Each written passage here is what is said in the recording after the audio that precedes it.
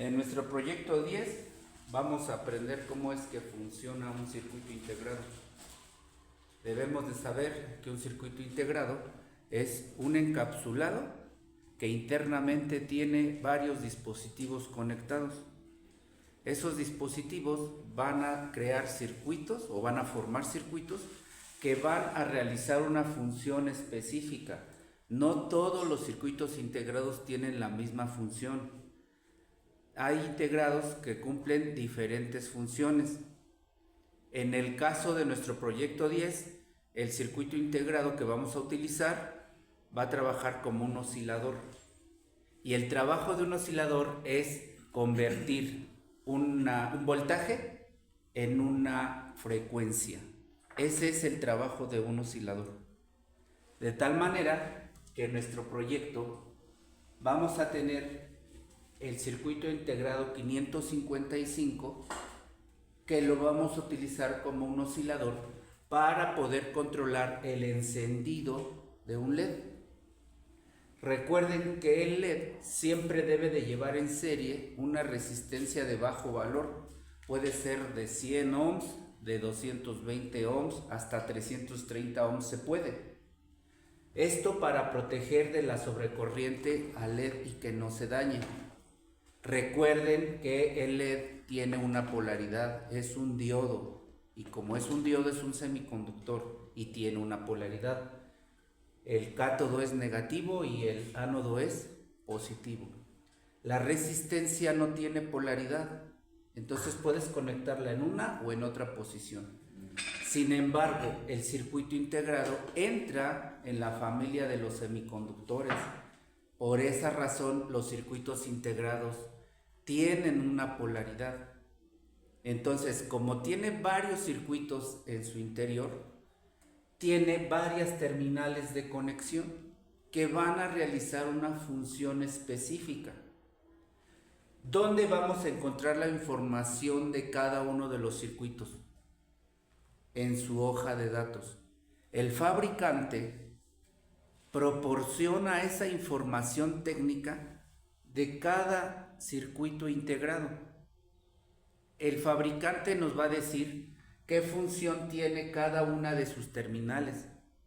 También me va a decir con cuánto voltaje va a trabajar. Incluso nos va a dar unas señales, unas formas de onda del trabajo y del desempeño de cada uno de esos circuitos. Por tanto, es importante que cuando trabajen con un circuito integrado, consulten esa hoja de datos llamada datasheet. ¿De acuerdo? ¿Dónde la vamos a buscar? En el internet. Le vamos a poner en el buscador la matrícula del integrado, porque todos los circuitos integrados tienen un código de números y letras, que es la matrícula. Esa matrícula la ponemos en el buscador. Por ejemplo, este puede ser el NE555. Enseguida le ponemos datasheet y le damos que lo busque. Nos va a desplegar varias páginas. La que yo les recomiendo es la de alldatasheet.com. Abren la página y ahí en el buscador de la página vuelven a poner la matrícula del integrado y ya les despliega la hoja de datos. Esa hoja de datos la pueden consultar ahí en línea o la pueden descargar. Yo les recomiendo que la descarguen para que tengan esa portabilidad y en cualquier momento la puedan consultar. Ahora bien, de acuerdo a esa hoja de datos, vamos a indicar que la terminal número 1 va a ir conectada al negativo de la fuente.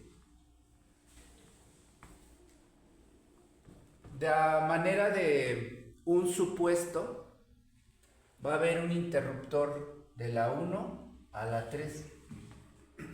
Y digo a la manera de un supuesto porque en realidad el pulso que sale del pin 3 va a ser positivo y luego se cambia a negativo.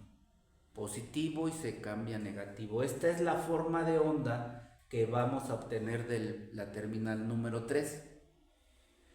Y cuando salga el pulso negativo es el que va a polarizar al diodo y es cuando va a encender.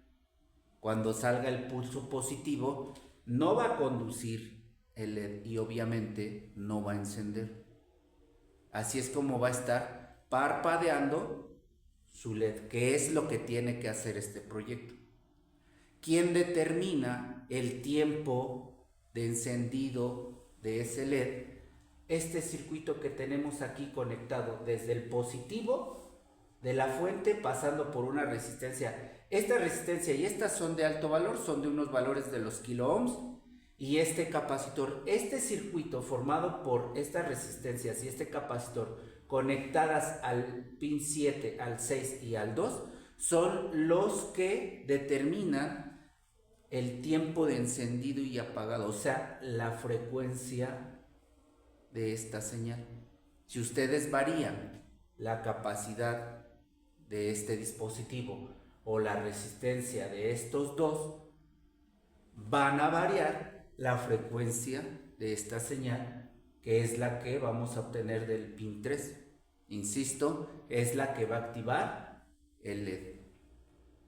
Entonces, cuando ustedes estén ensamblando su proyecto, sí o sí deben de tener esa precaución y ese cuidado de verificar que todas las conexiones estén correctamente en su terminal correspondiente y los valores de los elementos también deben de ser correctos. En este diagrama no les coloqué valores para no saturarlos visualmente y pudieran entenderme cómo está funcionando este circuito. ¿De acuerdo?